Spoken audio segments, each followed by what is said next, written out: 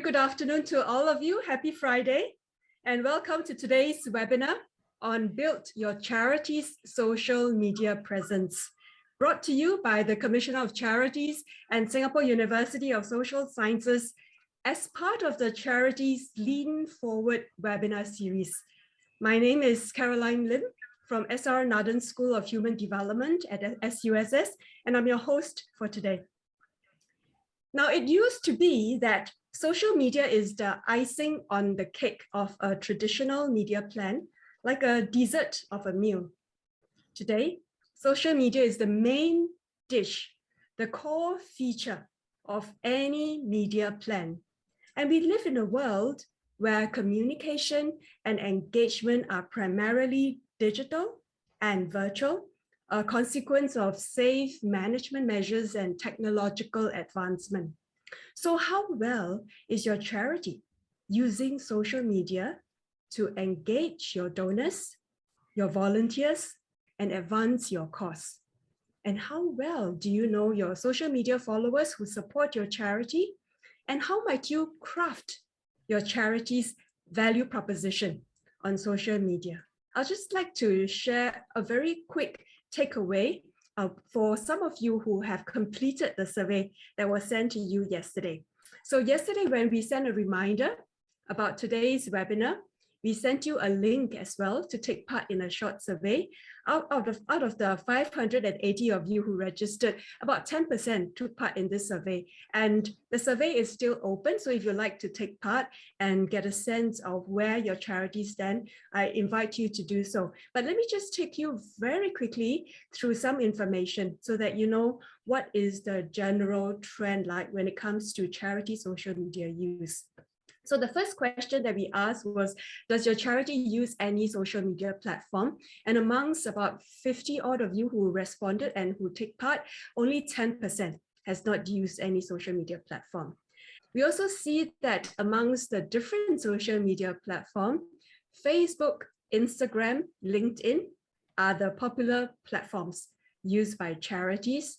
There are also other social media platforms, which is not listed here, like YouTube and Telegram, that some charities adopt.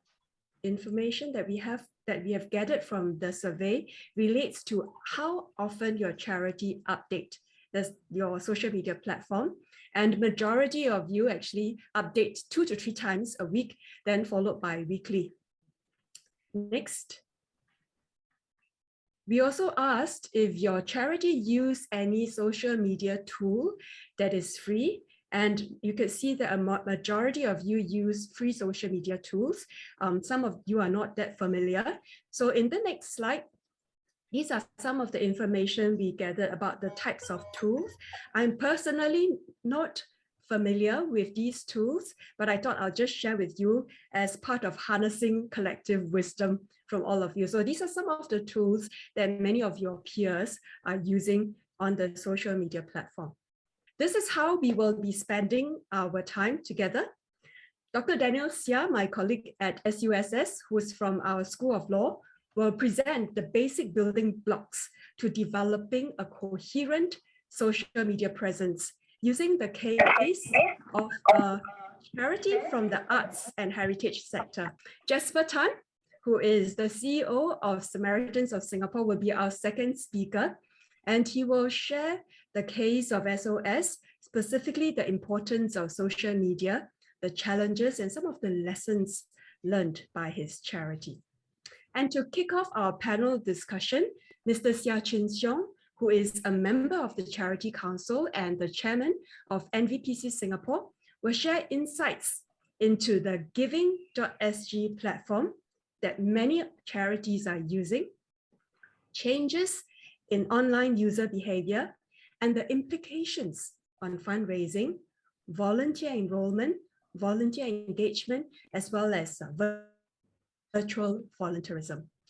We will take your questions during the panel discussions as well. And thereafter, to conclude today's webinar, Ms. Mahirah of NCSS will give us a presentation on Tech and Go, highlighting some of the available resources and grants to support the execution of your social media strategy. So with this, I shall now hand over the time to my colleague, Dr. Daniel Seah, who will give his presentation. Daniel, over to you. Thank you very much, Caroline. Good afternoon to all of you. It's very nice to see all of you virtually. My name is Daniel Seah, and I do teach at the law school at the Singapore University of Social Sciences. However, this afternoon, I'm going to remove my lawyer's hat and just talk about, as all of us in this room are involved in charities and IPCs. So I will just be sharing what I'm involved in my capacity as a volunteer at the Tung Ensemble, is an IPC in Singapore as a performing arts IPC, but I also serve in the HCA hospice.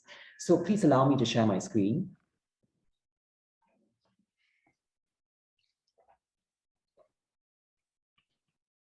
The main takeaway I have for my very short presentation is how we can sharpen our value propositions on social media, and I'll explain what this means in a moment, to grow your followers on whatever social media platform that you use.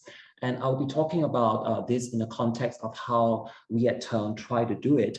But before I proceed with this presentation, I do want to take a bit of a pulse check in terms of how all of us who are in this room right now use social media. It'll be quite interesting to get a sense of the sentiment analysis. So I'm going to ask my colleague Valerie, who will help launch the poll right now.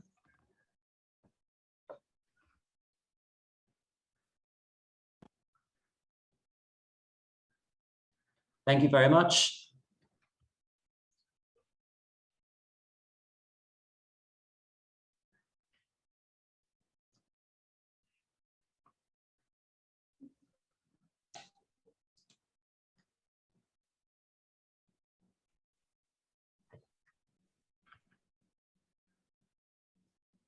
We have over 370 participants, so the numbers are moving, and it's quite a close call between Instagram and Facebook now.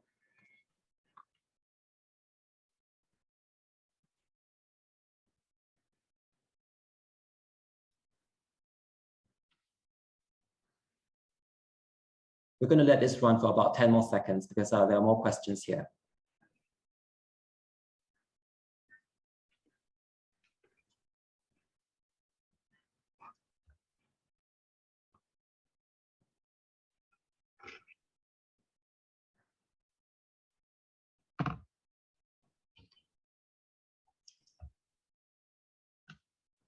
Okay, I think the numbers are beginning to stabilize, so we'll just close this part of the poll in about 5 seconds.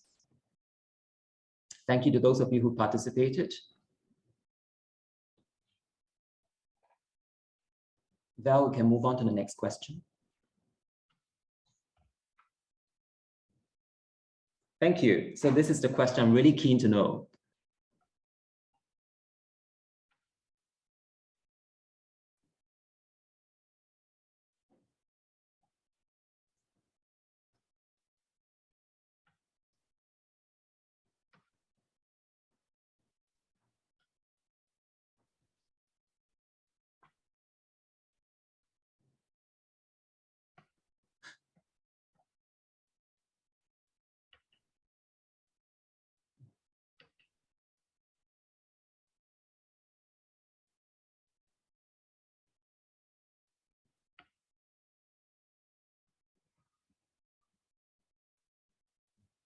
Thank you for that. So I'll ask Val to close this in about 5 seconds.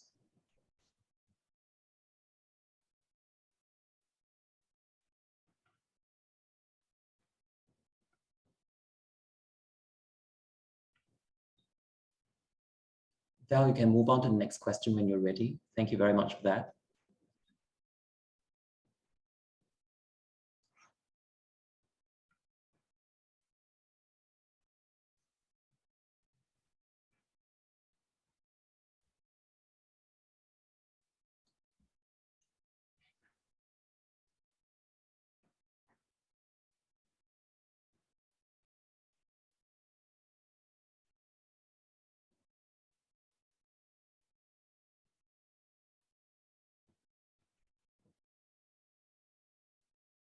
It appears we have a significant number of digital natives in this space right now.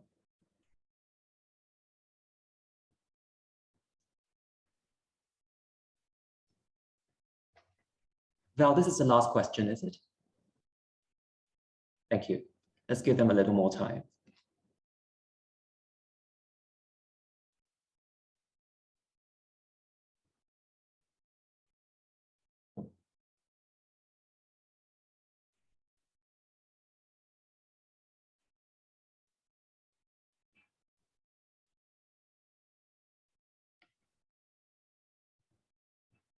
Okay, so we have about 33%, which comprises the Gen Z as well. That's good to know. Okay, right. We can stop this poll. Thank you very much, everyone, for your participation. I'm just going to go back to my screen sharing. Please bear with me.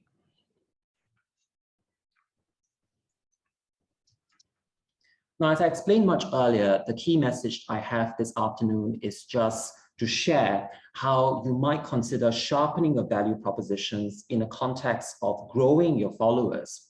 Obviously, the question that arises here is, if you do grow your followers on whatever platform you choose to use, what do you intend to do with this expanded pool of followers? Is it to educate in terms of outreach, the many services that so many of you are in the room here for? Or is it your intention to use the followers in hope that you can ask them to donate for fundraising purposes? So the answer to these questions really depends on the needs of your organization. And what I'm going to do is to try to share our own experiences. There are 3 tips that I have here for this afternoon. Just give me a minute. There's a problem with the slide. I'll go back to it.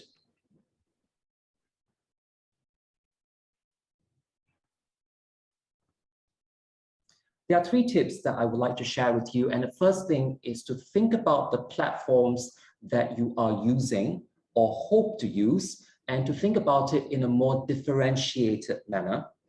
The second tip I have relates to the analytics. In other words, to understand your followers who are with you already, or in a hope of growing your follower base, you will need to look a little bit at the data in terms of the content that you are creating on the social media platforms that you are using.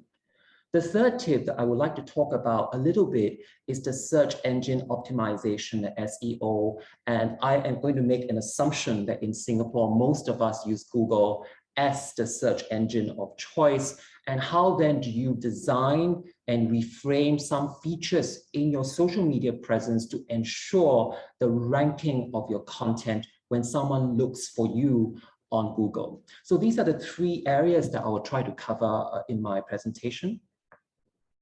I want to start just talking about value proposition and try to explain what I mean by value proposition for the purposes of this presentation. I am not referring particularly to your brand, your organization's brand. Obviously, that's very important. And given the range of participants we have this afternoon, there's a large number of you who are in the social welfare sector. And then there'll be brands such as empowerment, outreach, education, storytelling, etc. Now, these are important.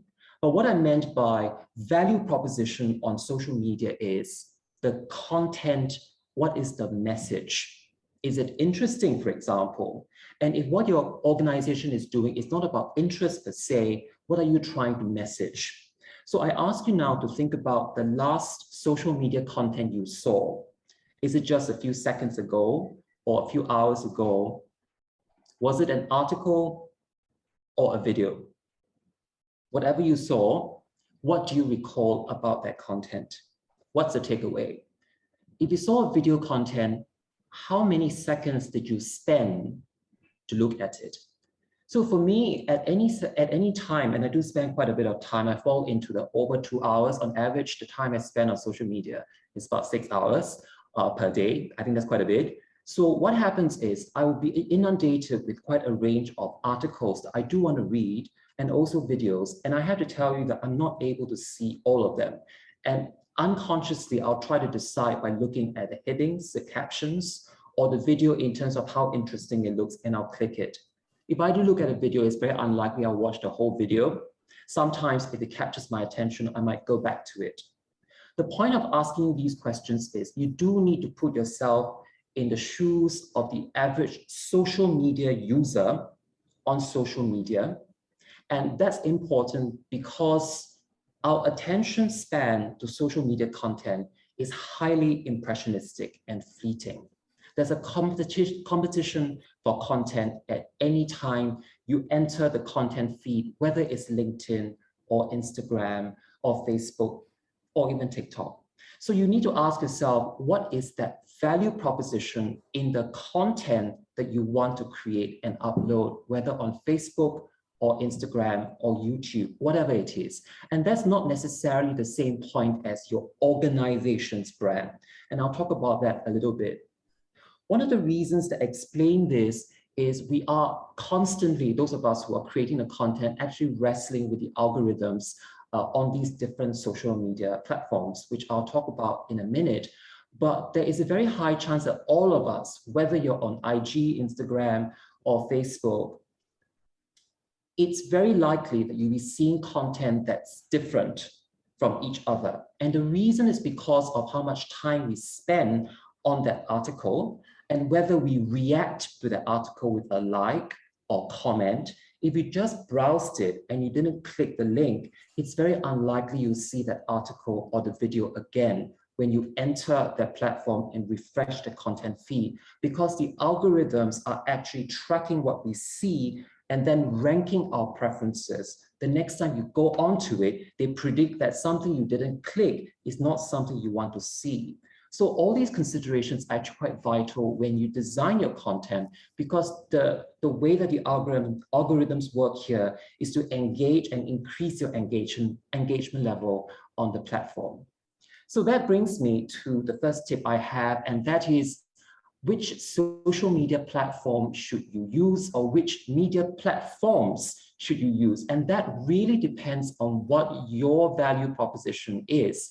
Now, I'm conscious that one of my colleagues, Jeremy from Teng, is actually in this group. I saw his name, so I look forward to Jeremy's comments in a moment. But what I'm going to share right now is talk about how we do it at Teng. And just for introduction, Teng is actually the sound of a drum. So it's Teng, Teng, Teng as you hit the drum.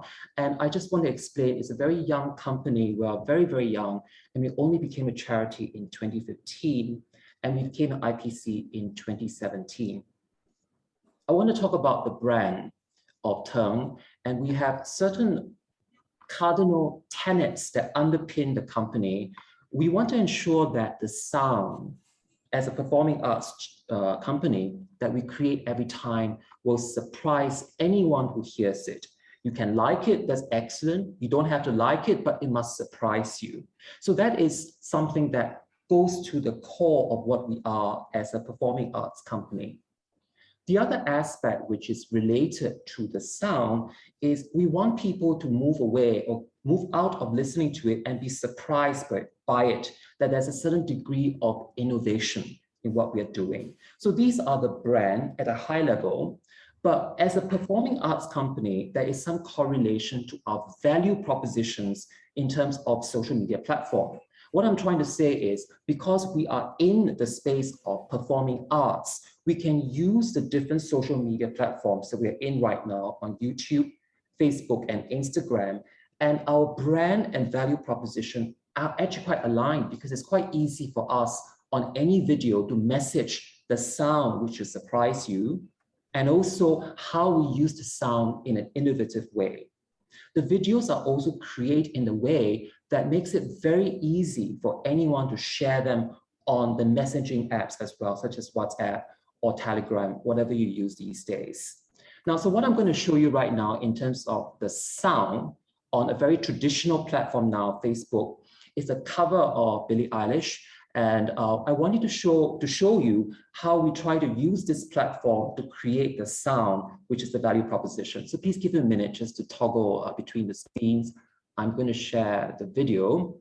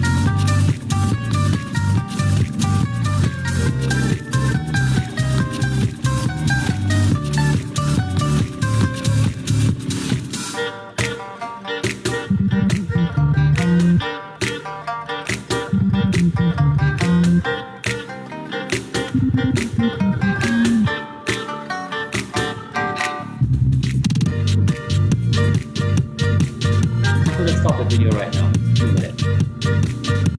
Okay, so I can see Jeremy looking quite mortified from the video. So please allow me just to explain what I'm trying to show here.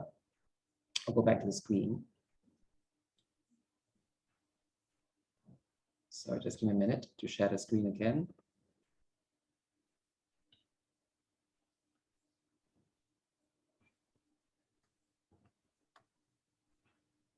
Now, I hope I can make the point here that in terms of the video, which is obviously available on Facebook, our Facebook page, and on YouTube, our objective, and this was done before the circuit breaker last year, just for clarification. The purpose of such a video is, at that point, this Billie Eilish Bad Guy was a huge hit in 2019, and there's a lot of traction in the space already, but we wanted to do a cover, but also exemplify some of the instruments that we tend to use in our company, but to give it a twist. And this particular video did pretty well on the social media landscape. It was shared by a platform that features independent companies such as ours in that sense.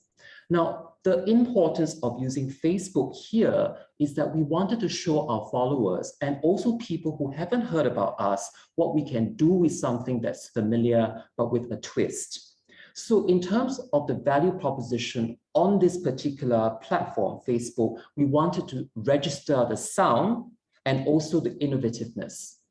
But the point I'm trying to drive at is that we recognize at our company that this space of being innovative and using Facebook for that matter is getting very crowded for the reasons I've explained earlier, that the algorithms are against us. So even if you were willing to pay money to boost your traffic on Facebook, it's not very helpful.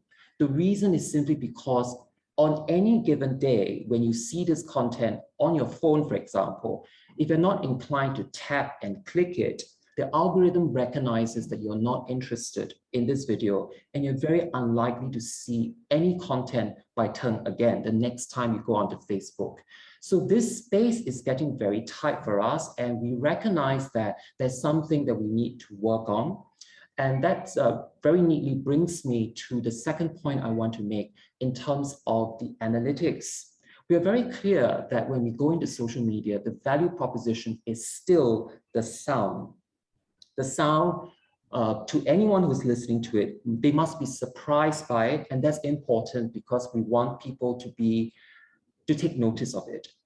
Now, using the analytics, we have been studying the engagement level on our YouTube channels and Facebook quite a bit.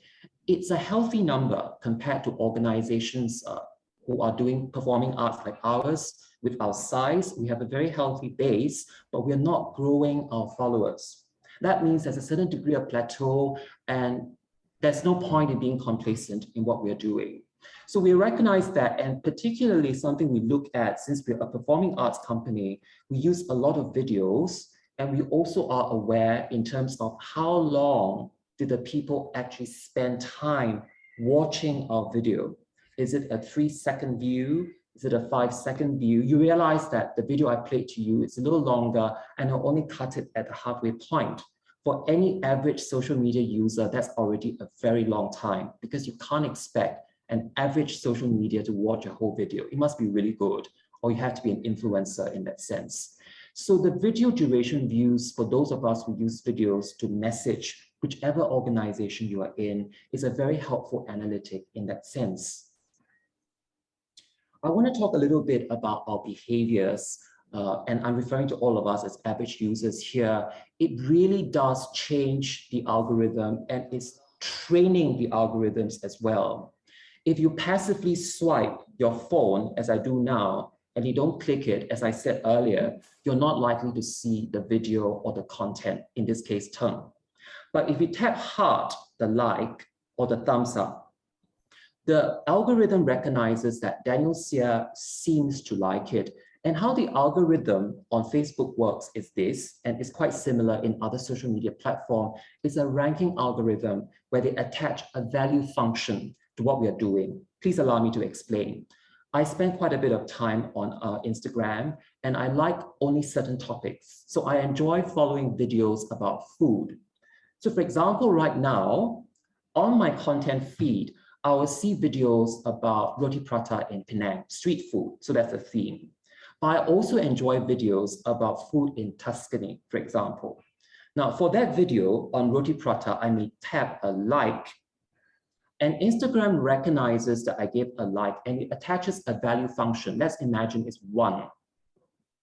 For the video on Tuscany, food, seafood in Tuscany, I didn't just tap like, but I actually made a comment. That's the square box you see at the bottom of the screen. And I wrote a comment, awesome, exclamation mark. In a social media platform, that landscape, this ranking algorithm, comments require a higher cognitive effort than tapping like or sharing. That's the arrow you see. And the algorithm might attach a value function of 3, for example.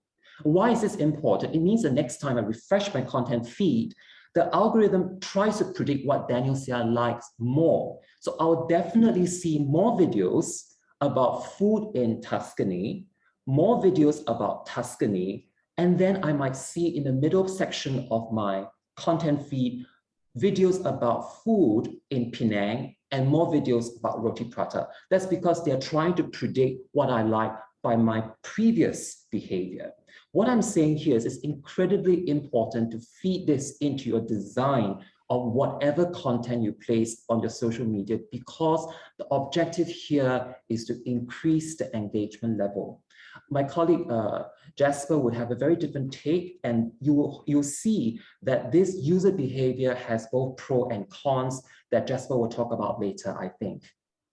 Now, the other point I want to talk about here, because of the importance of user behavior in terms of engagement, at Turn we actually have a head count for it. And I recognize that not every organization can do that, but this is actually almost a full-time job. If resources is an issue where you can't actually account for the head count, then you should seriously consider maybe an outsourcing, because it does take a bit of time to track the analytics of the content that you're producing. I want to bring this discussion to another example. So because of the declining or the plateauing of our followers on the traditional social media platform, the company actually made a decision to pivot to TikTok. And the reason for that here, it goes back to our value proposition, where we want to surprise people with the sound. But in TikTok universe, is a very different group of users. So we're very clear that in the TikTok universe that we want to grow our followers, it's not so much to increase the potential number of donors, but we want the young crowd, the Gen Z and beyond, to like the sound and to share it on their platforms and to increase awareness of the sound that we are producing. So I'm going to play a very short video, unfortunately also of Jeremy, whom I didn't know is coming in. So apologies for that. So allow me to stop the screen sharing.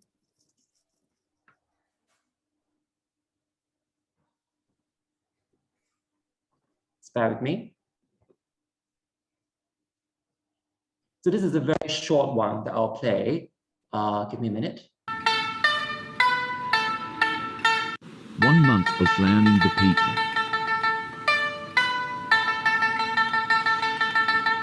1 year of learning the people.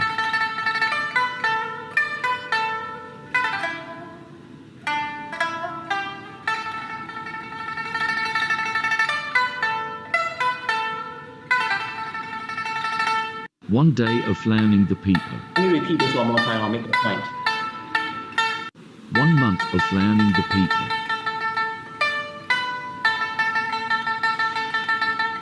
1 year of learning the people. Okay, now let me just annotate this a little bit to illustrate my point. Just give me a minute. Now, if you look at the, just give me a minute. Now, if you look at this, this is obviously not how TikTok looks like. This is a browser version, but if you use it on your phone, you'll see that the entire experience on TikTok is maximized towards sharing. And on this particular video, we have a few objectives. We're very conscious that for the people who are on TikTok, they're a lot younger. So they're not interested per se in listening to the kind of music, the sound that you just heard for that guy, But what we want to do in this landscape is, for those of you who are gamers, you might recognize that this is part of Genshin Impact, which is incredibly popular if you're a gamer. So this is the target group that we are actually interested in when we enter the TikTok space. So if you don't know about Genshin Impact, that's fine, but we are targeting people who are interested in it. If you look at this, and this is only a web browser version, but if you're on TikTok and you're familiar with how it works, the user behavior here, sorry, for those of you who can't see, is the bottom part of your screen. The user behavior here is very important because on TikTok, it allows you, people who have seen our video, to share the music or to look at the music that we are sharing. And this works particularly well for those of us who are in the performing arts. You will see here that on TikTok, we are trying to do not just to talk about the music, but also a bit of outreach in terms of what the PPAR is and how it can be used. So the point I'm trying to say here is that whichever platform you use that's suitable for your organization, obviously TikTok will not work for certain organizations. You need to understand what is it about the users in that product. Here for TikTok, then they have very short attention span. It requires a certain degree of levity. So it can be a very important subject, but you need to frame it in this way where it captures that attention. So that's what we're trying to do here. Let me just go back to my screen and I'll move on to the last slide.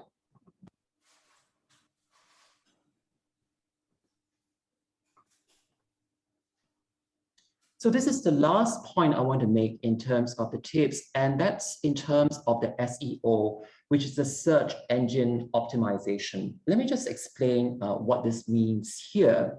Now, obviously, we have a main website where anyone who's interested in the company can go in and take a look at what we do. And the company does not just produce music, obviously not. We have a very strong educational outreach arm. We also do grading examinations, for example. What's the point I'm trying to make here?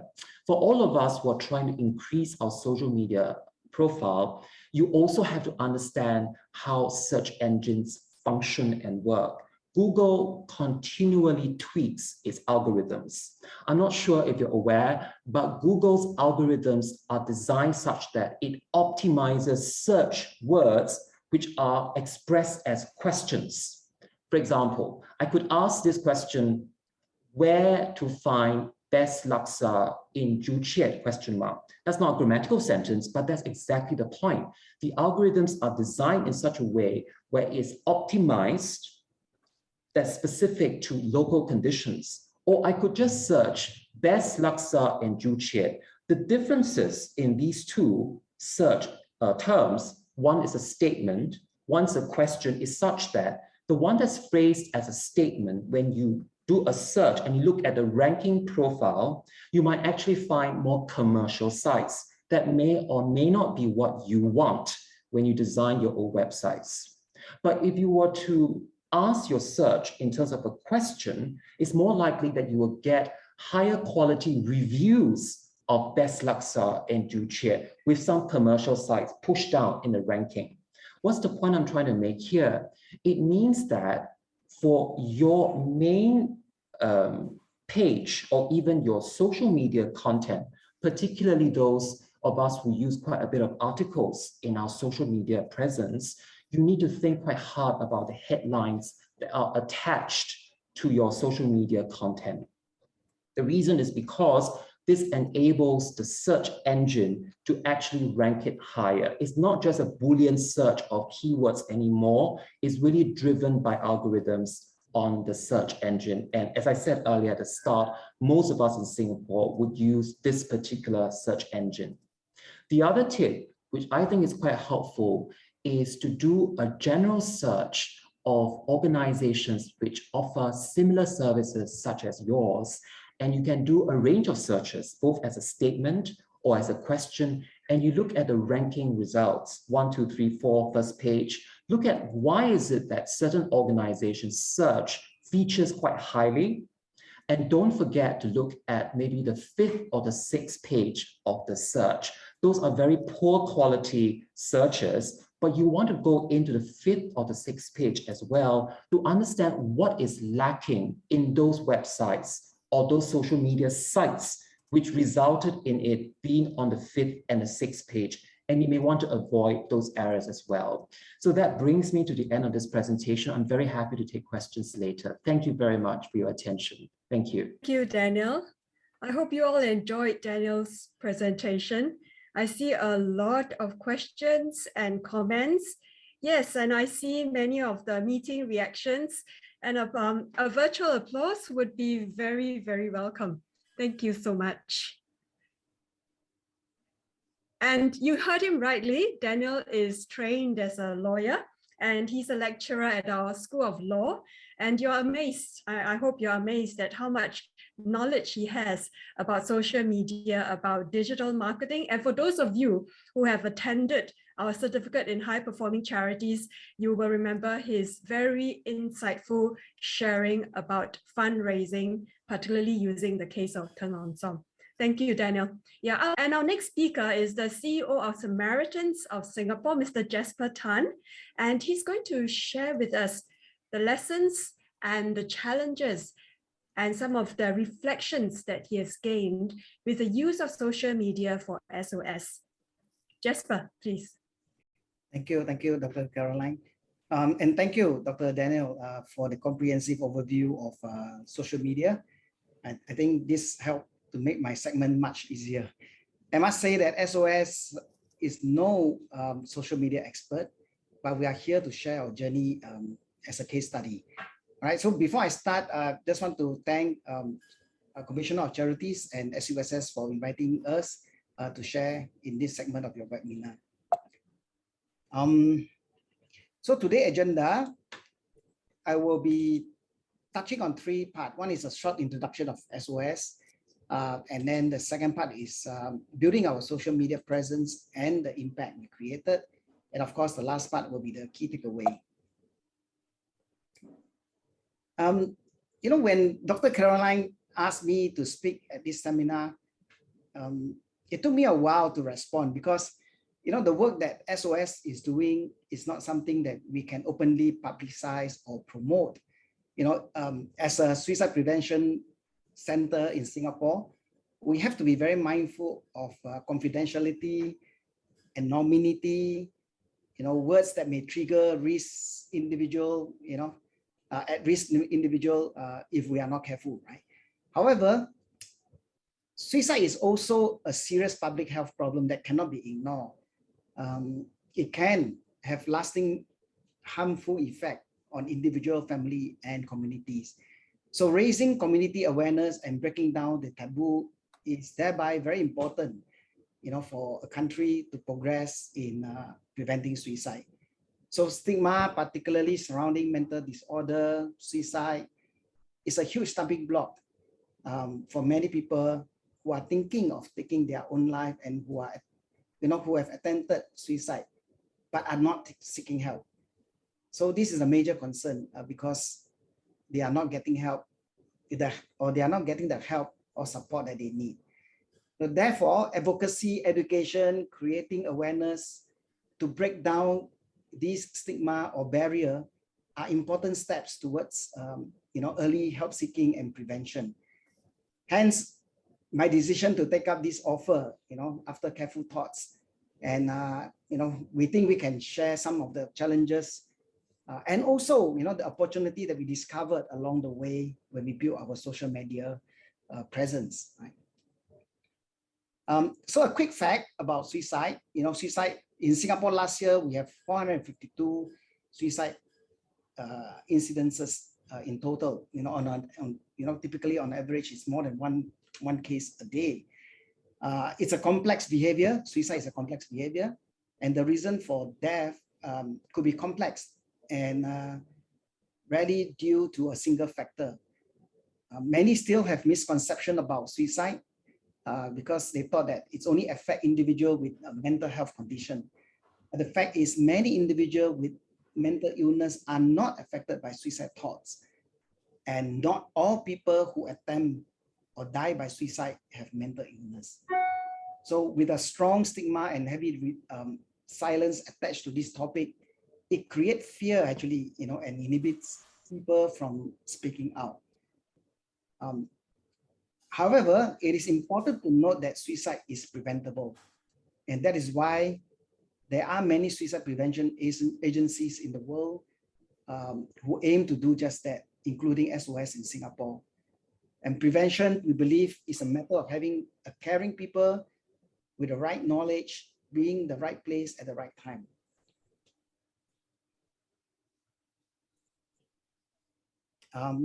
So a quick, overview about SOS. In SOS, we provide holistic approach towards suicide prevention. At prevention level, our partnership and engagement team relentlessly, put in effort to communicate, to advocate, to create awareness, to break the silence and reduce stigma, attached to this sensitive topic. Our volunteer management team has also worked very closely with, our engagement team to recruit and train qualified volunteers to provide that emotional support to those who reach out to us. We also regularly conduct customized training, for the public. We believe that everyone can play a part in helping to prevent suicide. At the intervention level, anyone in distress may also reach out to SOS directly through our 24 hours hotline, our text messaging service, and our email service. And our multidisciplinary team of professionals also provide follow-up support, from successful referrals from police, IMH, and other agencies. And besides that, our crisis support team also go out, on site to provide critical incident debrief and support to the community or family who have lost their loved one to suicide. And also at the post-vention level, we also proactively reach out to the bereaved next of kin, to crisis support, counseling, bereavement support. And also, we conduct annual survivors networking events. So typically this is what we do, from prevention to intervention and to post-vention. Before I go into the detail, just to give you an idea, these are the stakeholders that we are looking at in our, that our organization are engaging. And I think it's important to meaningfully connect with each of these stakeholders, because if you want to create that influence, that impact that we desire, it is important that, we must be able to have that connection, right? Okay, now let me just go into the main topic, right? So how does SOS build our social media presence, and what impact do we want to create? Right. So this slide will show you, those challenges and opportunities that we, I try to put into one page. Disruption, brought by the COVID-19, not being able to hold ground events and roadshow heightens the relevance of mental and suicide awareness. It pushed us to embrace the use of technology and social media. I remember during circuit breaker, we are not even allowed to go out, right? How do we reach out to people? So SOS, we were never a huge fan of social media or technology, for reason I mentioned earlier, confidentiality, we need to stay anonymous, and we have to be careful with what we present, because it may trigger, people at risk, to a danger level, right? But the environment changes have forced us to look at social media differently. So during this pandemic period, social media has become a space for many, individuals in distress or facing a crisis to express their emotion and to seek help. There may be risks and challenge when communicating suicide on social media, but it also creates it also creates opportunity for us to explore ways to reach out to this individual by allowing a better and easy access to share important information and to help these people who, with help seeking resources. However, like what Dr. Daniel said, not all social media are the same. So it is important we understand our audience, pick the right platform to reach them, and very important, to deliver bite-sized content and materials. Social media is not a place for you to share big-sized content, huge content, a lot of wordings, no. It's a bite-sized content and material. The other area that, we learn, or we discover our opportunity is building regional and key partnership, and to leverage on shared knowledge and resources via campaigns, initiatives are also important because social media are borderless, and we can also reach out to people beyond Singapore. Same effort, but more reach, better returns in terms of effort and investment. And before I say, I have a few examples, but before I share the example, it is important we need to be clear. What do we? So in SOS, we have 3 key objectives. First, we want to share stories. Contrary to all belief, talking about suicide does not increase a person's risk of suicide, but it may instill hope and encourage open conversation. We debated about this very long while, before we take a stand and say, yes, we should share this. Our aim is to debunk myth that is a big no topic to talk about, right? And the second objective is to inspire action. Research has shown that when an individual is emotionally connected to a social concern, especially for us in charity, chances for them to participate and contribute forward positively is very high. Our hope is to inspire people to take action, to encourage early helping or early help seeking behavior or intervention. And of course, the third one is to build communities.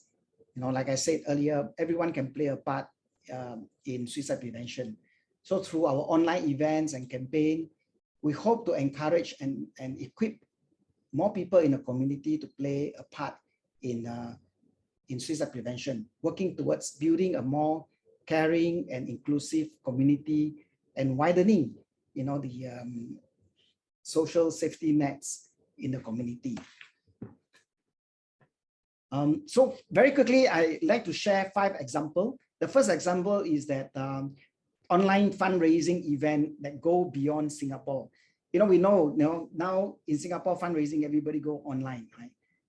But due to pandemic, we saw this need and we convert all our event and virtual events while continuing to engage new and existing donor and partner, right? We started virtual walkathon last year, primarily within Singapore, with the aim to be a testament that no one has to feel alone in their journey.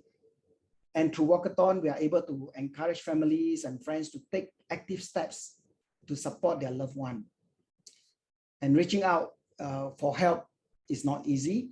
As part of the community, we can be one to check in with those around us and connect with them. Right. So this year, we initiated a collaboration effort to invite our regional partners to join us. Befriender Kuala Lumpur, Samaritan of Thailand, and Samaritan of Hong Kong. And together we amplified our voices and effort as a team. All right. We were able to engage wide spectrum of influencer, the ambassador, we call it. We have Miss Thailand, who represent Miss World, Princess in Malaysia, our famous Puah Chukang, and all these, influencers help us a lot, and we are able to reach out to wider audience, to help us amplify our efforts through social media and to garner more participation and encourage more donation via giving.sg and also through, givings, right? We will also be able to leverage on collective resources to engage participant and audience through our live streaming of the launch event, a dialogue, pre-event dialogue and after-event dialogue, which allow us to answer many pressing questions from the public. Many of the participants are residing in Singapore, but home to them are in Malaysia, Hong Kong, and Thailand. So through this event, we make possible for them and allow them to be connected to their home. And since we started online event campaign through social media, especially since second half of last year, as mainly we use a lot of Facebook live streaming for our events and campaign. Currently, at this point in time, more than 60% of our donation, are actually from online platforms such as giving.sg, give.asia, and our own other online donation platform that we use. And the second example is call for action, right? Our online advocacy, right? From our hotline and care tech services during this pandemic, we have observed that relationship issue top the list faced by our callers and our texters.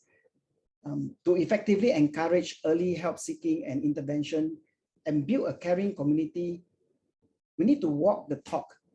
So we launched the Honest Cookie campaign. Break a cookie, break the silence. It's actually the same. It's the idea generated from fortune cookies, right? So when you break the cookies, there is a slip, a note, that allow you to have a question to ask your loved one, right? A meaningful question to ask your loved ones. So since the start of this campaign, this Honest Cookie has been widely used as a popular conversation starter.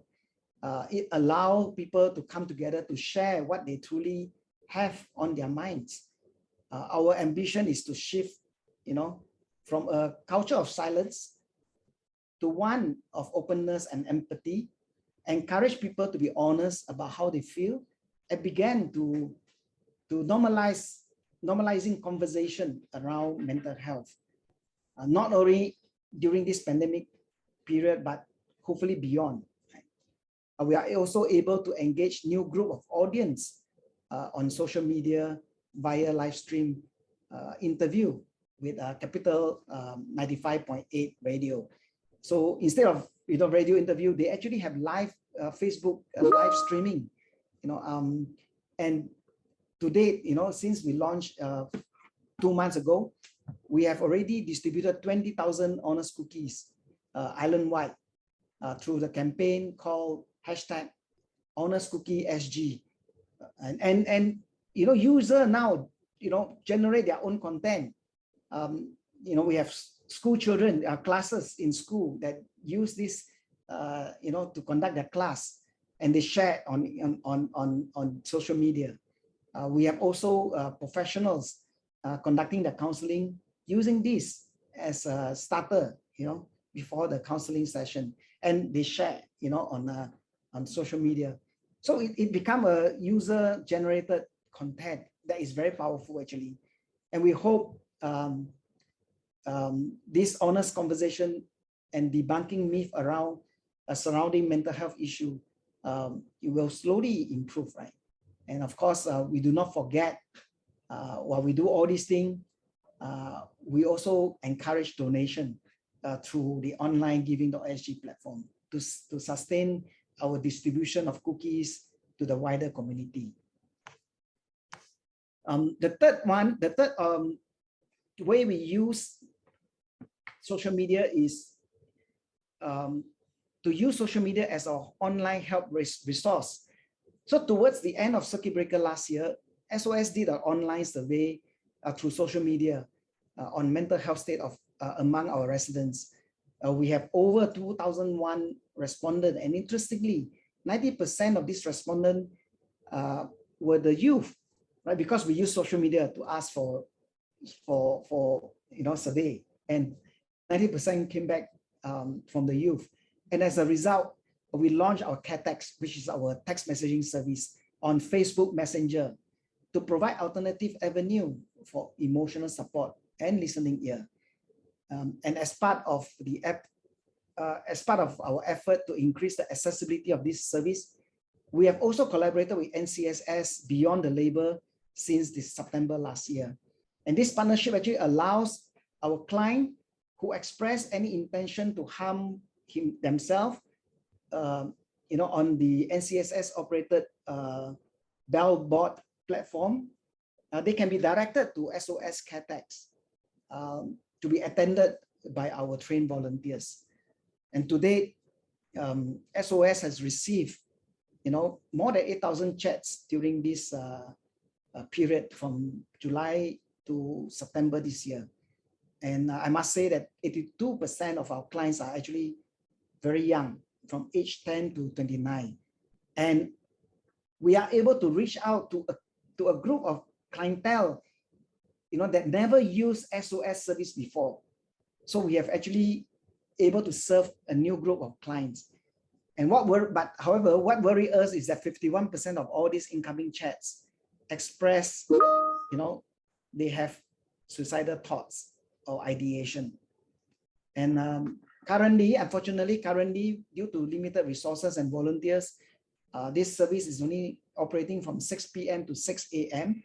But we are ramping up our resources. We should be, turning this service to 24-hour service by January 2022. And of course, the other way we engage or we use social media is to engage, to go upstream to engage the social media giants, right? So besides being one of their users, we also work very closely with all these giants to develop safety protocols, policy, and guidelines in using social media to protect our user and to provide them with timely resources when one is in distress. Pause before you post is also a campaign to reframe mindset, help to develop online resilience for social media user. And this pause before you post, deliver bite-sized teaching to our audience. This is a campaign that we partner with the Masih Foundation to reach out to our online user, especially the young ones. And of course, one of the last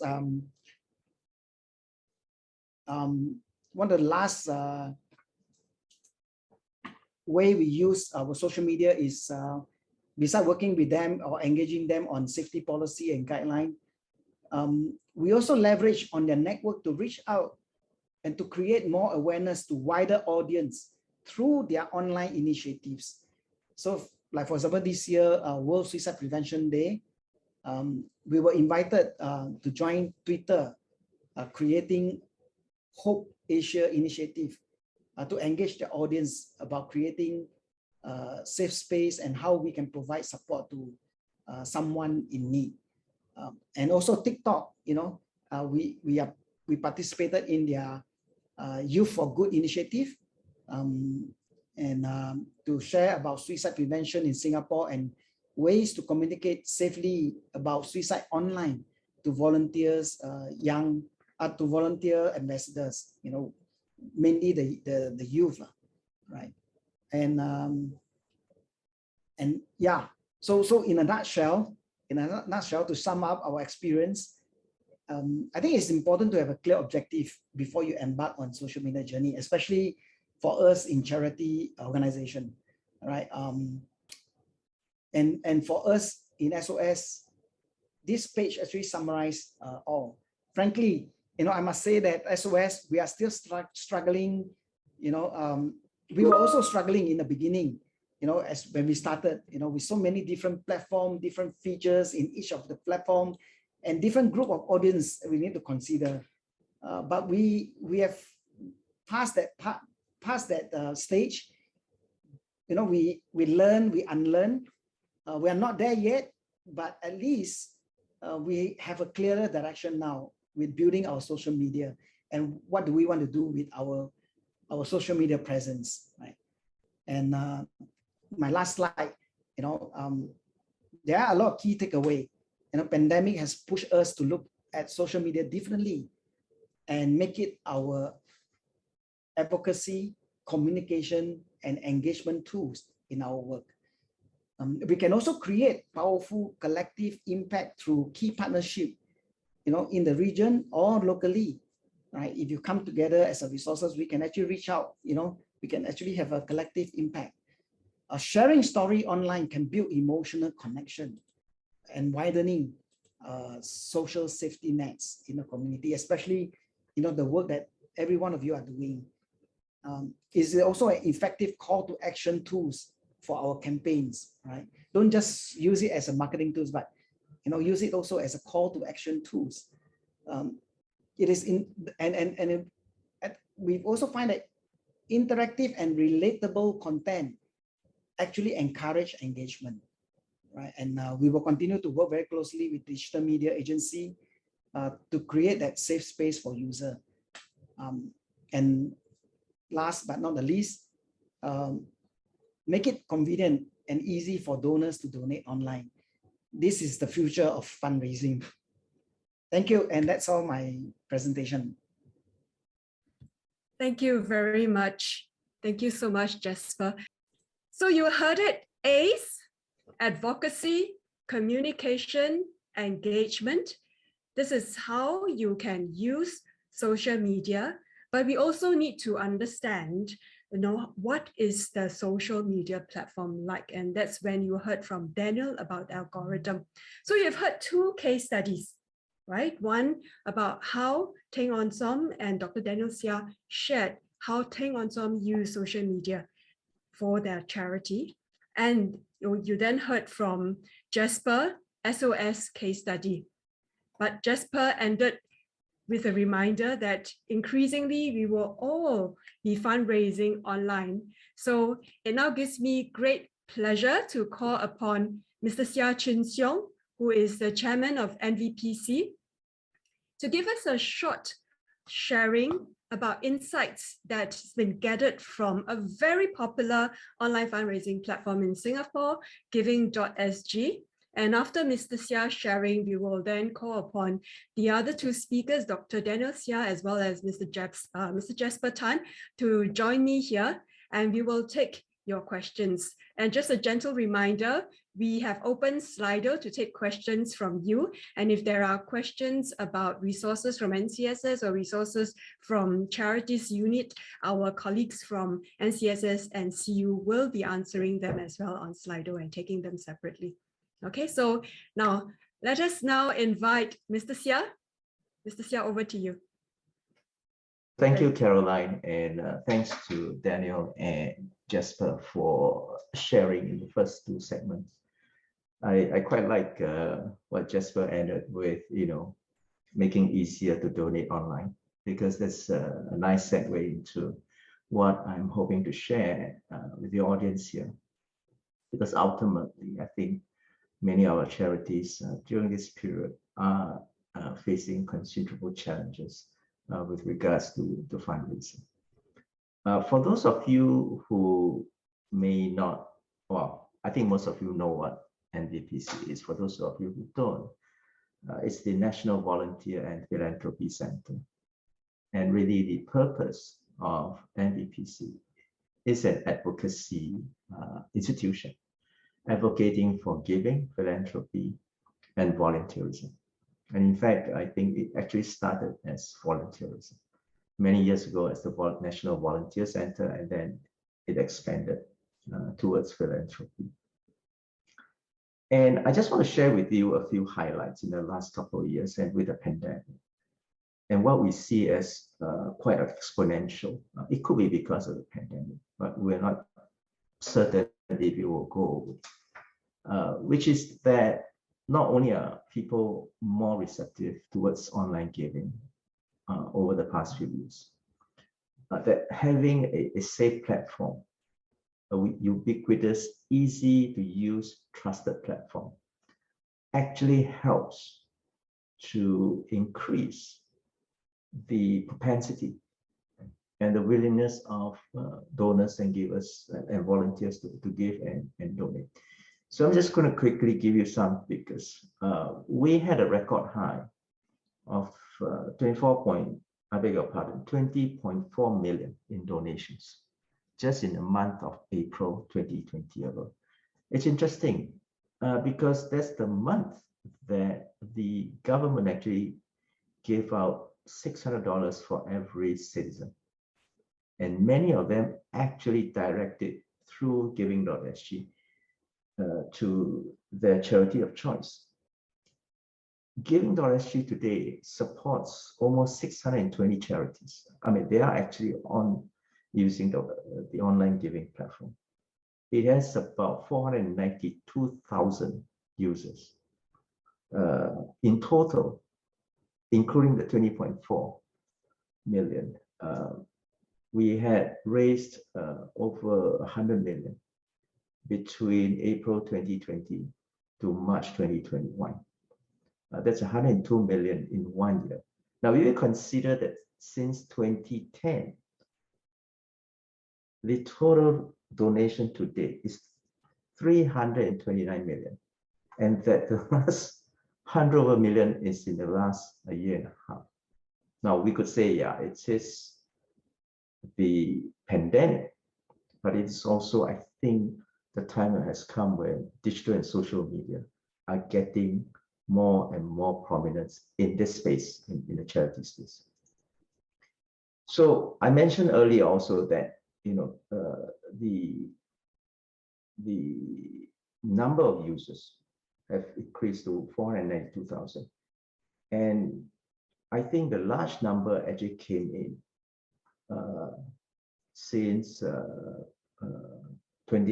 beg your pardon, since 2009. For the last 10 years, we have up to 480,000 users. And I think these users who continuously, some of them are repeat givers and volunteers, are what continues to sustain many of the charities now. Some other interesting facts are also that we're seeing giving becomes more when the ease of digital payments becomes more so. And I think there are different types of e-wallets nowadays, and it allows therefore holders of e-wallets, and if they want to give, they actually can do so through these various types of e-wallets. I want to also highlight another data point, which is the future of volunteering. And we're now seeing virtual volunteers now. So we could, say that, yeah, most volunteers in the past are physically in the location doing the volunteer, but we're seeing more and more where, especially what we call skills-based volunteering, volunteers actually providing coaching, counseling in the virtual space to the beneficiaries. And the pandemic has also kind of pushed us to think, how do we create a digital twin of giving, forms of giving in the physical world with the digital? And one of the digital twin we've created is the e-flag. You know, the flag day. You know, in the old days, if you go in MRT stations and so on, someone come and give you a flag and you just donate a coin. I would kind of try to replicate that in the virtual world. So you donate small amounts for an e-flag. So people, charities can raise funds through e-flag fundraising for $1 or $2 or even smaller for that flag, and it's a form of fundraising. And these are just different ways which we are kind of putting together to help charities and volunteers and donors to come together. But I think the bigger one, I think, of all is we're trying to digitalize also the whole ecosystem. We call it the digital kampong, which is to be able to bring not just individual givers, donors, and volunteers, but also corporates as well in the longer term. And hopefully through that, you know, how charities can promote their cause, and to Daniel's point earlier, you know, their value proposition to a pool of potential givers and donors and volunteers. We hope that in the long term will make a big impact to the charity sector in Singapore. So I've done a very quick kind of run through some of these data points. I thought I should save some time for the panelists and discussions, Caroline. So I'm going to take a pause now and hand over to you for the panel discussion. Thank you. Sure. Thank you. Thank you very much, Mr. Seah, and thanks for the insights and sharing with us the data and also helping us see the upcoming rollout of the digital kampong, because it really makes it a lot more acute for charities to sharpen their value proposition, like Daniel reminded us, and how we are going to be representing and conveying that brand personality of your charity. Yep. Let me just yes, I see Gasper now. Okay, we are going to launch into the panel discussion, and we'll take questions for about 15 minutes before I hand over the time to our friends from NCSS, Mahirah, who will share about the resources available in Tech and Go for charities. And before we go into the Q&A, I see there are a list of about 25 questions right now in Slido, and many of you have started to vote. I'm just going to invite all of you to, at the same time, just give a virtual round of applause to our three speakers who has shared so much insights about the respective charities as well as our Giving.sg platform. Thank you very much. This really helps encourage our speakers so that they can give you more treats as we launch into the panel discussion. Now, looking at the panel, the list of questions in Slido now, the first question that has gotten a lot of your votes has got to do with, again, social media presence. But in this case is for a charity perhaps with a lower profile. How might one enhance the social media presence of an organization that is of a lower profile and has no ongoing events at the moment?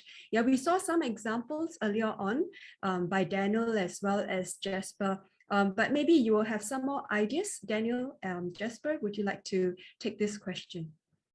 So my hearing of this question from a few of you is the assumption here that if your organization has a comparatively lower profile, what can you do to raise your visibility on social media? So let me just talk very generally about what we do at Term. And we have actually reached a bit of a plateau in terms of how we can increase the followers. So the people who like what we do are there anyway.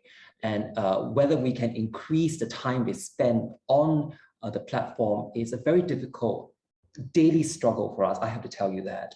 So what we have experimented with is this thing. We decided to increase what we are doing, increase visibility about what we're doing in different ways. So if you think about what we've been doing as a performing arts company, it's a frontal approach where we show you our music and how we do it. But now we are doing approaches from the edges. And one of the approach from the edges is to highlight the people who are driving the artistic product that we are doing. So if you go to our websites or our different platform, we have these behind the scenes interview about the artistic director, what his day like. He doesn't just do the music, but he's also a lecturer at the university, and how that intersects with his artistic process. The point I'm trying to drive at is you might want to think about what your organization, again, as Mr. Seah has said here, what's the value proposition? And what is your overarching brand proposition here? And you might want to think about using certain people inside your organization to talk about the story. Storytelling has traction. It's not just about your beneficiaries or your constituents, but about the certain people who are driving the processes in your organization. That's one way. So in terms of lean resources, it doesn't have to be a very shiny or glossy video. It's quite easy these days to use your own phone to create a video. I see some comments at the very start of my presentation that it's not just about duration, but it's about quality. I agree. If there is a certain story that's compelling and it's aligned to your organization's brand proposition, it can be quite a grainy or amateurish video, but sometimes that itself is precisely the point. So you might want to think about featuring certain people or certain stories worth talking about, and try that. So that's what we're doing actually at our organization. Jasper, Yeah, would you like to add? Yeah, I just want to build on to what Daniel said. He beautifully laid the foundation. I would like to add from the other perspective. We also struggle. When we first started, wow, whether to talk or not to talk. Because the work that we do is very sensitive, right? I said, but what we do is that we reach out to volunteers. Actually, there are a lot of creative young people out there who, it will surprise you, with a lot of ideas and like what Daniel said, build that story, come up with stories. So what we did is we engage also, Institute of Higher Learning students who are in, media, digital media. We come together, we brainstorm with them. Even though at that point in time, we are low profile, actually, nobody know about us. So, we start to build some story, like, what Daniel said, something that is, you may think that you are low profile or you are, nobody knows you, but, if you start to share that story, it will, people start to forward, people start to use that to share, and it can be very powerful tools. It will grow organically. And my only advice to you is don't give up. I think start with baby steps. There are many volunteers out there that are willing to volunteer their time and their effort to make this, to make our country a more caring society. So reach out to them. Don't just look at your own limitation. Yeah. Thank you. Yeah. And certainly social media presence is important, because today more and more of us, or rather we all, have to raise funds online because it's just almost impossible. Yes, the rules are relaxing a little bit, but it's really very difficult for us to be able to hold the previous charity gala dinner or golf fundraising event. Yeah, so please start thinking about how you can do that for your charity. Let's move on to the second question, and this has got to do with the social media calendar, right? So what are some of the strategies that we can adopt to plan a social media calendar? I think it's a very interesting question. It has to do with what your organization wants to do for the year. I think social media calendar has to be in line with what your organization is trying to do for the year. You don't promote one direction and then you are doing on the other direction, right? And it is always good to be in sync, with your campaign, your events, and because if you in sync, then you have a lot of story to tell. That's number one. The other two, the second thing is also take advantage of special day, like for example 5th December, it's going to be a International Volunteers Day, right? So use that, fit into your calendar, and everybody will be sharing during that time. Collaborate with people. Can we co-share, exchange, I share yours, you share mine, and things like that. It will grow, right? So these are some of the things that, if I'm going to build our social media calendar, I will first understand what we want to do as an organization, for the year first. And then I'll start to put in also major events, that we can leverage, right? And also look at partnership, how can we, expand, or amplify the effort. Yes, indeed. If I recall rightly, NVPC introduced Giving Tuesday. Was that just last year? Encouraging more of us to give on a particular day. And in the literature, there is this thing called the Sunday effect, right? So the idea basically is, if I go to church today, it's very likely that I will donate online. Yeah, so that is at least observed in the research. Mr. Seah, would you like to say anything? Would you like to add, based on what you observe, whether it is about giving.sg or giving money or giving in kind? Okay. I thought, if you look at NVPC's calendar, it's quite busy all year round, because we do have events. We have, for example, the President's Volunteerism and Philanthropy Awards, PVPA, which we also kind of give out to winners of City of Good, Leaders of Good, and so on. We have, as you rightly pointed out, Giving Week, which during the first week of December, we encourage, and you see it coming up. So social media is meant to support the entire overall campaign in the way we take it. There are certain outcomes that we're trying to drive it. And, other than mainstream media, which we work with the mainstream media, we also look at how they complement, of course, given the audience, and these are all planned ahead of time to achieve the right kind of outcomes that we want to accomplish. And as part of doing that, the team at NVPC has got to get really creative, in terms of across different channels, and social media is one very important channel. We also even have to develop our own content. And quite not unlike what Gasper has done, you get influencers, you get, the right kind of people. And then in the whole year, you put your best, and part of it is in your social media approach and strategy. The content, timing, the audience, and have the team execute that. And sometimes we do that with partners as well, because they have very deep skills and expertise in some of the things as Daniel had mentioned already. But that's what drives the whole social media calendar in NVPC. And so far, we have been very fortunate. It's gotten us a lot of visibility and followership and outcomes as well. So that's my thought on that, Caroline. Thanks. Daniel, would you like to add to this conversation too? Yes, so thank you to Gasper and Mr. Seah for sharing the strategic aspect and also the processes. Perhaps what I'll do is just focus on the operations of a social media calendar.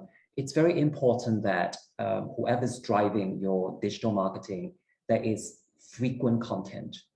And I have to explain why this works, because the algorithms are looking again in terms of how much content you're dropping, meaning uploading, at certain points of the week. So there's very little purpose, for example, in dropping content midweek, unless a certain event, maybe for us, during the Mid-Autumn Festival, that's one of the big events for us. We will drop that content, but 3 to 4 days before, we'll be dropping blurbs on our different social media platforms to say, look out for this video on Wednesday, for example. But we ensure that on a weekly basis, there's a certain consistency in terms of content that's being dropped.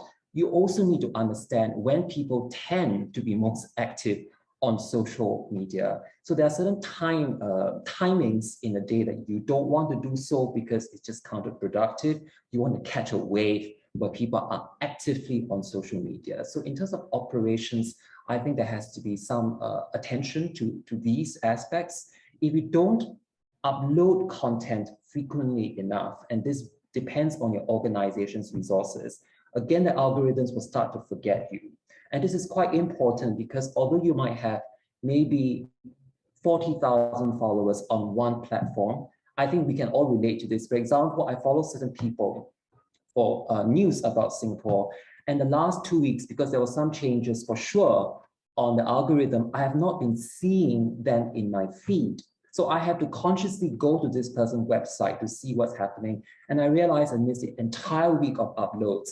And that's just what happens because this person hasn't been uploading on a frequent basis, and the algorithms recognize that. So again, there is that aspect of it that requires someone in your organization to be constantly following the apps and the flow of the algorithms, unfortunately.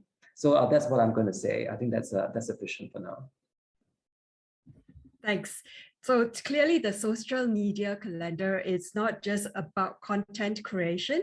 You certainly must know the operations, but the strategy of it got to be aligned with the overarching strategy of the organization. What is it that the organization intends to achieve? And there also has to be tangible outcomes that you want to tie in with, with each social media calendar or social media post that you put in there. Let's move on to our next one. And I see here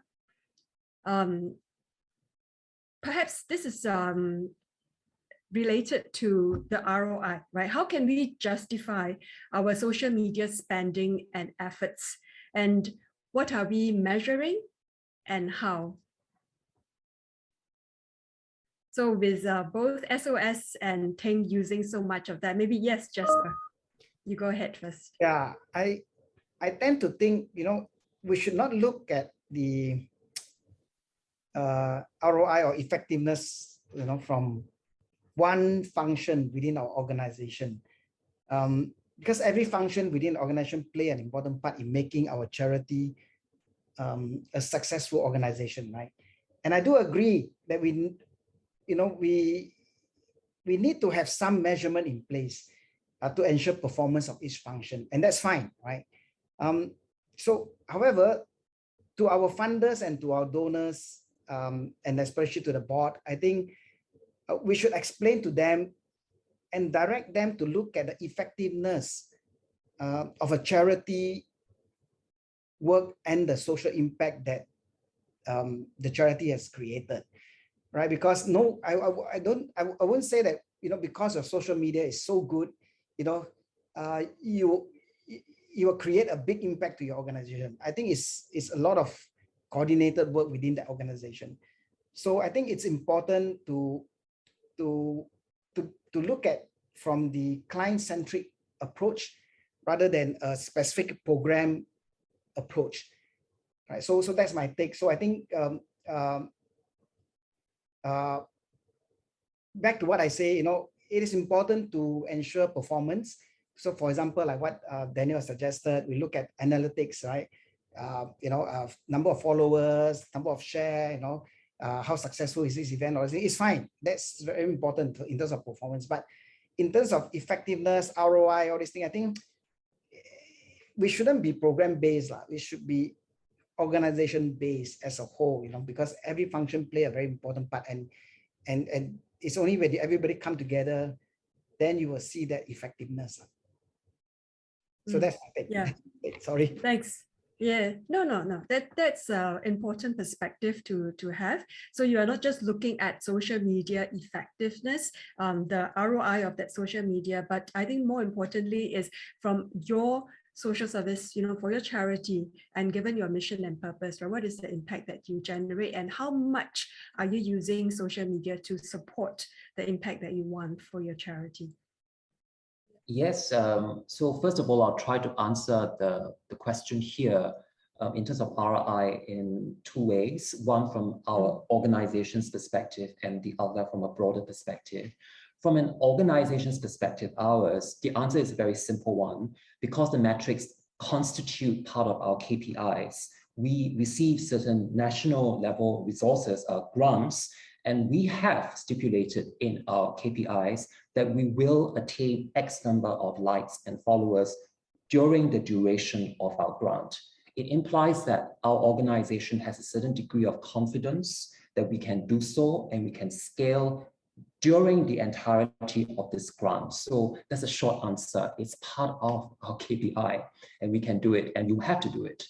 But from a broader perspective, in terms of the range of participants we have here, I'm going to suggest, for what it's worth, that the questions about ROI here is not very different in terms of explaining what is the role of your marketing staff, your headcount in this organization. How would you then budget, and why would you budget for this person? Then I think that would be the question in terms of then what is the ROI here for having someone with a certain speciality in digital marketing here. I take the point that Jasper has said earlier that it's not just about marketing. There's a call to action, and that's completely valid. But then at the same time, I would suggest if you want to do this to a certain scale, you do need someone who is at least full-time, even if it's outsourced for a certain time, to be looking at this from an analytics perspective. Mr. Seah, I know you have a commercial background, and I'm sure ROI computation is important. So yeah, please share with us your views. Yeah, I think there's one point I just want to add, which is that if you are going to invest into creating a presence and engage your audience in social media, and what Daniel said is very, very spot on. Measuring the outcomes that you want, whether it's number of likes or otherwise. But it's useful that before you do that, you may want to do some baseline first. Where are you today? So that you can then see the difference that your social media efforts are adding to what you are already having today.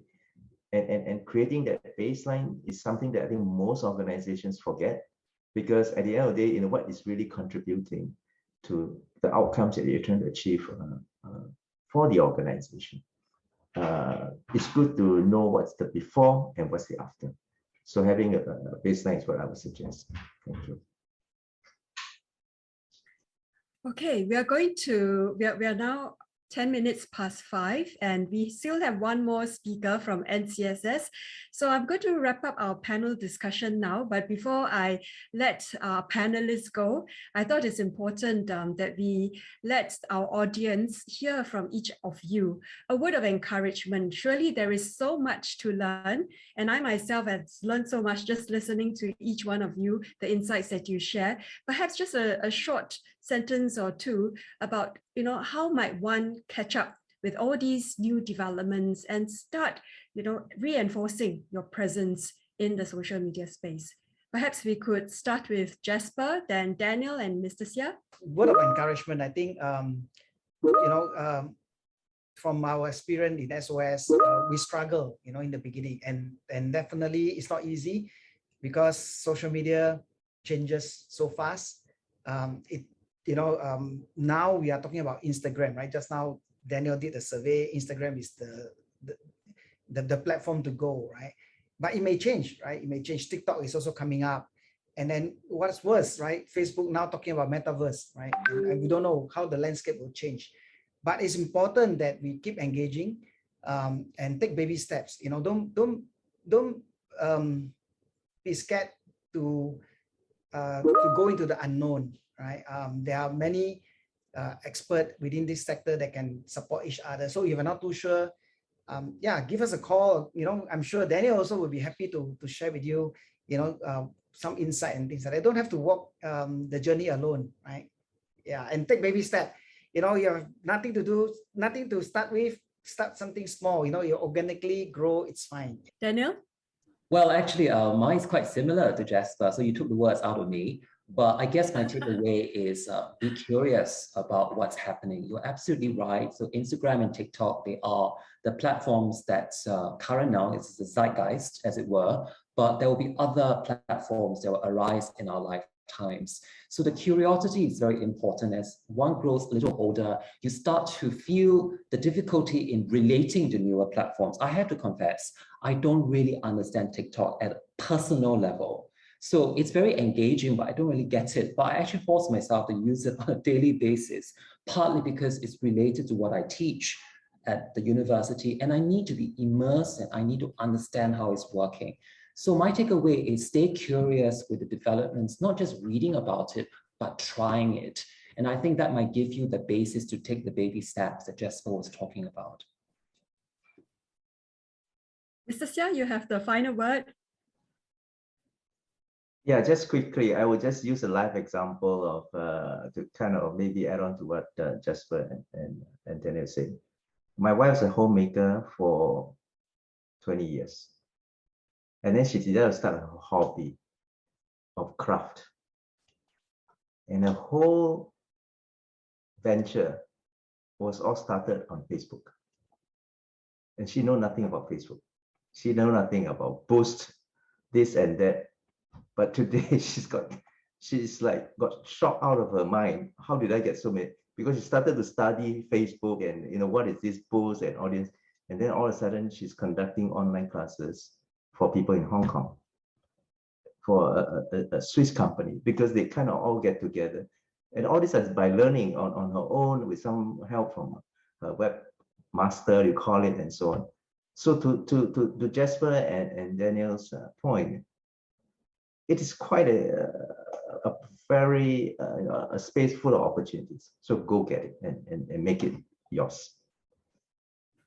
Great.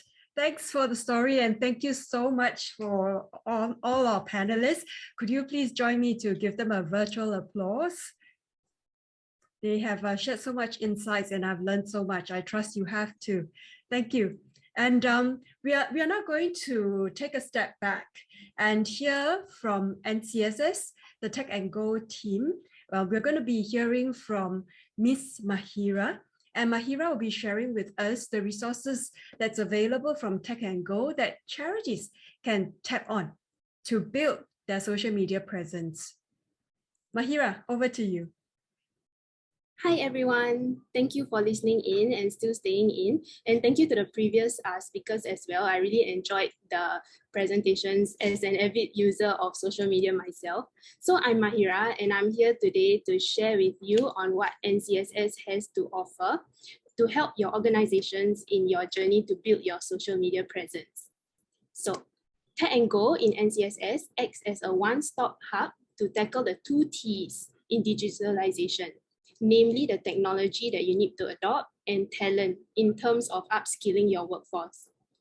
And you may be wondering if your organization is on the right track or how to go about in the digitalization process. So taking reference from this Industry Digital Plan for Social Services, or IDPSS in short, these are the 5 focus areas that you can look into, which covers both aspects of technology and talent. So focus areas 1, 2, and 5 are the key factors to consider when implementing solutions to enhance your social media presence, from ensuring efficient operations with a secure integrated infrastructure to enhancing the service experience for your users and clients. And we cannot forget the ones who are running the show with or for you, your staff, to drive these digitalization efforts. And we will need to enhance employees' digital skills. So next, first, to achieve secure integrated solutions and infrastructure are some foundational solutions you can look at to increase your social media presence. It could be in terms of stakeholder engagement systems, such as developing a website. And it's good to collect your social media traffic data, as mentioned by Daniel earlier. With the use of reporting tools, you can analyze and gain insights on your social media presence. And we definitely also need to have good cybersecurity management to protect your social media and all the PDPA information. Next, you will also want to consider enhancing your service users' experience by adopting service technology solutions. So here are some examples of solutions for service technology improvements. Content management is an important tool to lessen your staff workload while increasing the ease of engaging with the service users. Trends and data from your different social media accounts can be consolidated and analyzed collectively. And you can integrate live streaming and digital user feedback solutions with your social media to engage with your audience better and more directly. Live streaming will allow for a wider audience, which may even go international.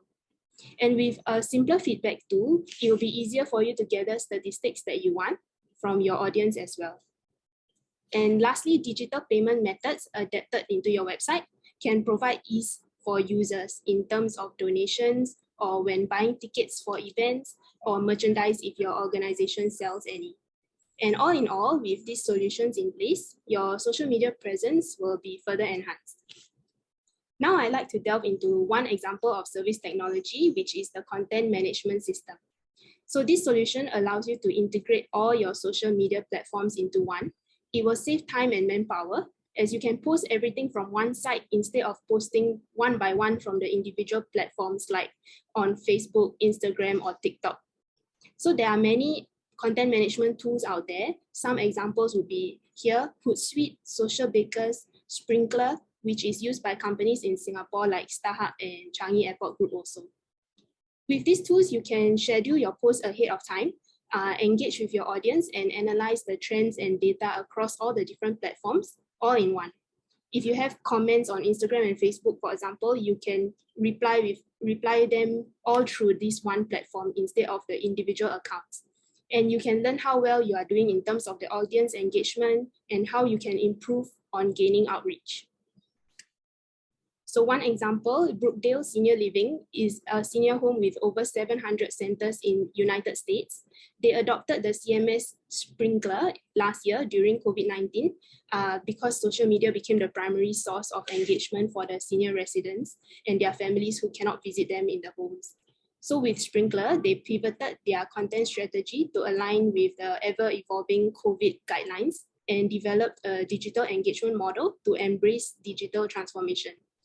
As a result, they gained 80,000 followers last year with 40% increase in engagement on Facebook alone. So from sharing authentic and impactful content with their community of residents and families, the Brookdale Senior Living's ongoing digital transformation has helped them build their brand one human touch at a time. And we really hope that charities in Singapore will also be able to achieve similar feats with your social media journey. So with all these exciting solutions available in the market, what can we, NCSS, bring to the table to help you? Our Tech and Go Hub can provide funding for your IT solutions, technical guidance through our consultancy programs, and workshops to develop your skills and knowledge, covering trainings, tech demos, and more. So now on to the tech subsidies that we offer. For charities, you may tap onto VCF ICT funding for smaller scale projects, where we can fund solutions like website development, audio, video conferencing tools, or basic software packages that are on subscription basis. We can also fund for laptops with VCF ICT. You may also tap onto VCF consultancy grant that funds governance-related consultancies. Small and medium charities will be funded 80%, capped at $100,000, while large charities will be funded 80%, capped at $50,000. For adoption of large-scale or specialized IT solutions, we have this new funding scheme called Go Digital. So this tech subsidy provides 80% funding capped at $300,000 per charity. We also have upcoming consultancy programs that you can look out for in the near future. And for social service agencies, you may look at Start Digital, which will fund 80% of your projects capped at $30,000. And we also provide technical advisory, which is fully funded, and consultancy programs that are 80% funded, capped at $40,000. And there is also project coaching, which is 90% funded. Okay, so for charities, you may apply for VCF ICT, which is open until March 2022. If your quotation costs $6,000 and below, you will only need to submit one quote from any vendor, but if it's above $6,000, you will need to submit 3 quotes. VCF ICT is applicable for all registered exempt charities of small, medium size. Alternatively, you can consider Go Digital, which has similar quotation criteria as VCF ICT. The next application window opens in January 2022. Do take note that Go Digital is applicable for registered exempt charities and IPC from arts and heritage, community, education, health, sports, and other sectors. So this excludes charities from religious sector and NCSS members. For charities who are NCSS members and funded by MSF, you may tap onto Start Digital, which requires only one quotation. Application window also opens in January next year. And for all 3 grants, there's this common eligibility criteria that the project should not have commenced or receive other sources of funding. So if you have some technology or solutions in mind right now, it's best to start looking for the quotations now so that you can apply in time for when the window opens. And if you are still considering which technologies you should adopt, you can try to sign up for our Tech Up series webinars to learn more. Finally, besides adopting technology, it's important to consider raising the awareness and upskilling your staff with digital skills to help drive digital transformation. There are many funded training opportunities out there, and it's key to improve on skills, especially those related to marketing and communications to alleviate your organization's social media presence. So you may tap onto SSG funding for employer-based training for digitalization courses and VCF training grant for governance-related courses. Okay, so with that, thank you for tuning in.